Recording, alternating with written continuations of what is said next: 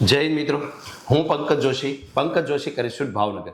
મિત્રો, આપ સૌ જાણો છો કે તાજેતરમાં ગુજરાત હાઈકોર્ટ દ્વારા હરેન પંડ્યા હત્યા કેસમાં ગુજરાત સરકારને આરોપીઓની સજા માફ કરવાની બાબતમાં વધુમાં વધુ 6 મહિનામાં નિર્ણય લેવાનો આદેશ આપવામાં આવ્યો છે। મિત્રો, તો સવાલ એ છે કે શું હતો હરેન પંડ્યા હત્યા કેસ, કોણ હતા હરેન પંડ્યા, શા માટે એમની હત્યા થઈ અને એમની હત્યાના આરોપીઓ કોણ કોણ હતા અને શા માટે એ સજામાંથી માફી માંગી રહ્યા છે અથવા શા માટે એ મુક્તિ માંગી રહ્યા છે અને શું ભારત દેશના સંવિધાનમાં કે ભારતના કોઈ કાયદામાં કોઈ આરોપીની સજા માફ કરવાની કોઈ જોગવાઈ છે કે કેમ।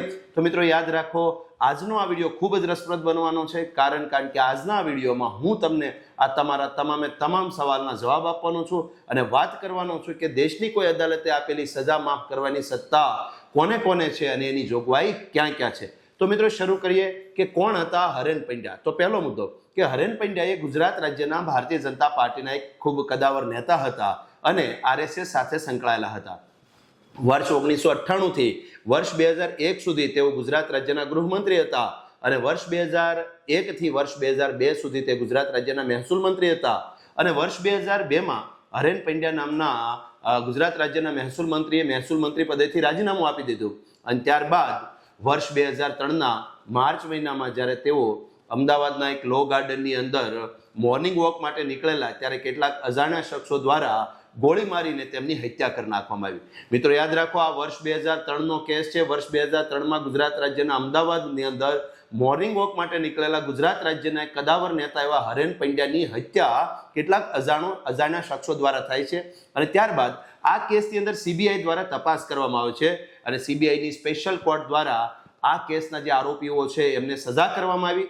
પણ ત્યારબાદ આ કેસ ગુજરાત હાઈકોર્ટમાં જાય છે અને ગુજરાત હાઈકોર્ટ દ્વારા છે પુરાવાઓના અભાવે આ કેસના આરોપીઓને છોડી મૂકવામાં આવે છે અને ત્યારબાદ આ મેટર ભારતીય સુપ્રીમ કોર્ટમાં જાય છે અને ભારતીય સુપ્રીમ કોર્ટે આ કેસના 12 આરોપીઓને આજીવન કેદની સજા કરેલી। મિત્રો, આ કેસના જે 12 આરોપીઓ છે એ પૈકી જે મુખ્ય આરોપી છે એનું નામ છે મોહમ્મદ અસગર અલી। આ મોહમ્મદ અસગર અલી નામના વ્યક્તિએ ગુજરાત રાજ્ય સરકારને સજા માફી માટે મુક્તિ માટે અરજી કરી છે, પરંતુ લાંબા સમયથી ગુજરાત સરકારે આ બાબત ઉપર કોઈ પણ પ્રકારનો નિર્ણય ન આપતા આ મોહમ્મદ અસગર અલી કે જે આ કેસનો મુખ્ય આરોપી છે એણે ગુજરાત હાઈકોર્ટમાં આ બાબતે અરજી કરી અને ગુજરાત હાઈકોર્ટે આ બાબતમાં ગુજરાત સરકારને 6 મહિનાનો ટાઈમ આપ્યો અને કીધું કે તમે આ આરોપીની સજાને માફ કરવાની બાબતમાં કે સજામાંથી મુક્તિ આપવાની બાબતમાં 6 મહિનાની અંદર તમારે નિર્ણય લેવો પડશે। આ બાબતે ગુજરાત સરકારે કાનૂની દરેક પાસા ધ્યાનમાં લેવાના રહેશે, બંધારણીય જોગવાઈઓ પણ ધ્યાનમાં લેવાની રહેશે, કાનૂની જોગવાઈઓ પણ ધ્યાનમાં લેવાની રહેશે અને પીડિત પરિવારની પોઝિશન પણ ધ્યાનમાં લેવાની રહેશે અને ગુજરાત સરકારે સજામાં માફી આપવી કે કેમ, સજામાં મુક્તિ આપવી કે કેમ, આ બાબતે 6 મહિનામાં નિર્ણય લેવાનો રહેશે। પણ સવાલ એ છે કે શું આ દેશની સુપ્રીમ કોર્ટ કોઈ વ્યક્તિને સજા કરી દે છે આજીવન કેદની, તો શું કોઈ રાજ્યની રાજ્ય સરકાર કે આપણા દેશની ગવર્મેન્ટ શું કોઈ આરોપીની સજામાં માફી આપી શકે છે, સજામાંથી મુક્ત આપી શકે છે? તો આ સવાલનો જવાબ છે મિત્રો હા। આના માટે 2 પ્રકારની જોગવાઈઓ છે। એક, ભારતના સંવિધાનમાં પણ આના માટે જોગવાઈ છે સજા માફ કરવાની અને બીજી ભારતના કાયદાની અંદર પણ આ પ્રકારની જોગવાઈ છે। તો પહેલા વાત કરીએ ભારતના બંધારણની। મિત્રો, ભારતીય બંધારણ સજા માફ કરવાની સત્તા 2 વ્યક્તિઓને આપે છે અને આના માટે ભારતના બંધારણમાં 2 આર્ટિકલમાં જોગવાઈ કરવામાં આવેલી છે।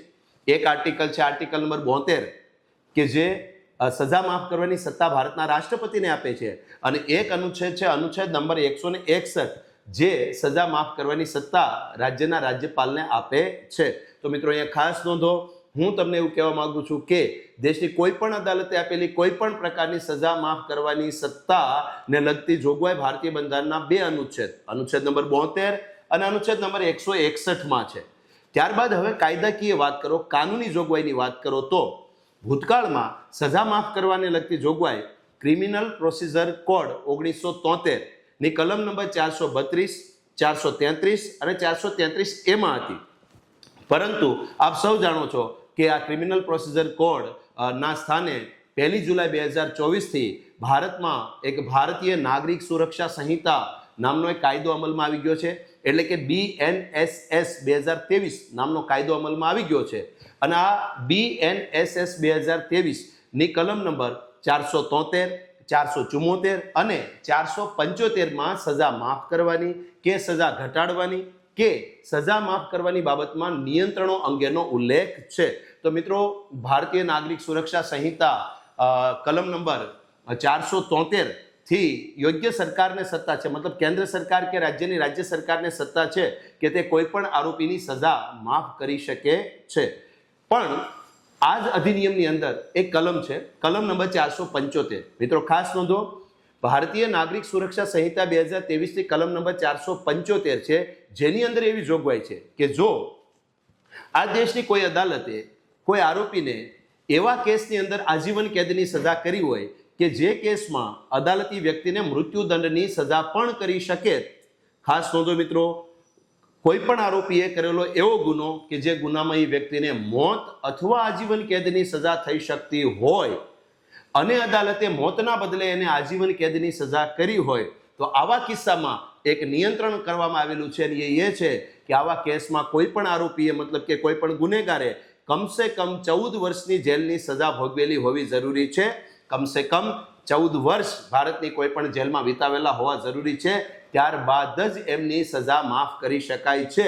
ગમે ત્યારે એમની સજા માફ કરી શકાતી નથી. તો ખાસ નોંધો મિત્રો, જે કેસની અંદર અદાલત કોઈ વ્યક્તિને આજીવન કેદની સજા પણ કરી શકે અને કોઈને મોતની સજા પણ કરી શકે, એવા કેસમાં જો અદાલતે કોઈ વ્યક્તિને આજીવન કેદની સજા કરી હોય તો એ વ્યક્તિએ કમસે કમ 14 વર્ષ જેલમાં વિતાવવા પડશે. ત્યારબાદ જ દયા અરજી કરી શકે છે. તો મિત્રો, આ હરેન પંડ્યા હત્યા કેસ ના જે મુખ્ય આરોપી છે અસગર અલી, એમણે જેલની અંદર 14 વર્ષ વિતાવી દીધા છે અને હવે એ વ્યક્તિ એવું કહે છે કે ભાઈ હું સજા મેળવવા માટે લાયક છું, મેં 14 વર્ષ જેલમાં વિતાવી દીધા છે, આ ઉપરાંત મારું જેલની અંદર પણ વર્તન યોગ્ય છે, સારું વર્તન છે, તો મને હવે આ કેસમાં માફી મળવી જોઈએ, મને હવે આ સજામાંથી મુક્તિ મળવી જોઈએ. પરંતુ એમની અરજી ઉપર ગુજરાત સરકારે કોઈ નિર્ણય ન આપ્યો, માટે એ વ્યક્તિ હાઈકોર્ટમાં જાય છે અને હાઈકોર્ટ દ્વારા ગુજરાત સરકારને આ કેસની અંદર 6 મહિનામાં પોતાનો નિર્ણય જાહેર કરવાનું કહેવામાં આવે છે.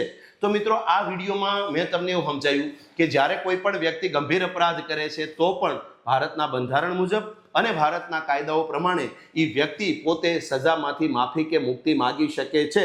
પણ પ્રશ્ન એ છે કે શું ગુજરાત રાજ્યના આવા એક કદાવર નેતા કે જે ગુજરાત રાજ્યમાં ગૃહમંત્રી પદે પણ રહે છે, ગુજરાત રાજ્યમાં મહેસૂલ મંત્રી પદે પણ રહે છે અને એક પાર્કની અંદર ખુલ્લેઆમ એમની હત્યા થઈ જાય છે, તો શું આ કેસની અંદર આવા વ્યક્તિને સજામાંથી માફી મળવી જોઈએ? શું એને સજામાંથી મુક્તિ મળવી જોઈએ? અને શું સજામાંથી જો મુક્તિ મળશે તો સમાજમાં કેવો મેસેજ જશે? તો મિત્રો, આ વિડીયોને અંતે તમે આ બાબતે શું કહેવા માંગો છો તે ખાસ મને કોમેન્ટ બોક્સમાં જણાવશો મિત્રો. અને જો તમે આ પ્રકારના રસપ્રદ વિડીયો જોવા માંગતા હો અથવા અમારા સંપર્કમાં રહેવા માંગતા હોય તો મિત્રો, મારી વિનંતી છે કે જો તમે આ વિડીયો યુટ્યુબના માધ્યમથી જોઈ રહ્યા છો તો અમારી ચેનલને સબસ્ક્રાઇબ કરવાનું ભૂલતા નહીં. આ વિડીયોને તમે લાઇક કરી દો અને શેર કરી દો.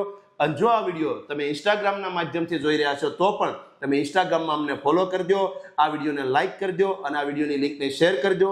કારણ કે મારા દ્વારા બંધારણની બાબતમાં કે કરંટ જે ઇવેન્ટ્સ છે એની બાબતમાં અને ભારતના જે કાયદાઓ છે એની બાબતમાં અવારનવાર અવેરનેસ લાવવા માટે ઇમ્પોર્ટેડ વિડીયોઝ બનાવીને મૂકવામાં આવતા હોય છે મિત્રો. તો મારી ઈચ્છા છે કે ભારતનો દરેક નાગરિક ભારતના કાયદા જાણે, ભારતનો દરેક નાગરિક ભારતનું બંધારણ જાણે અને એની જોગવાઈઓને સમજે. તો મળીએ છીએ ફરી વખત આવા જ એક રસપ્રદ વિડીયો સાથે. ત્યાં સુધી જય હિન્દ.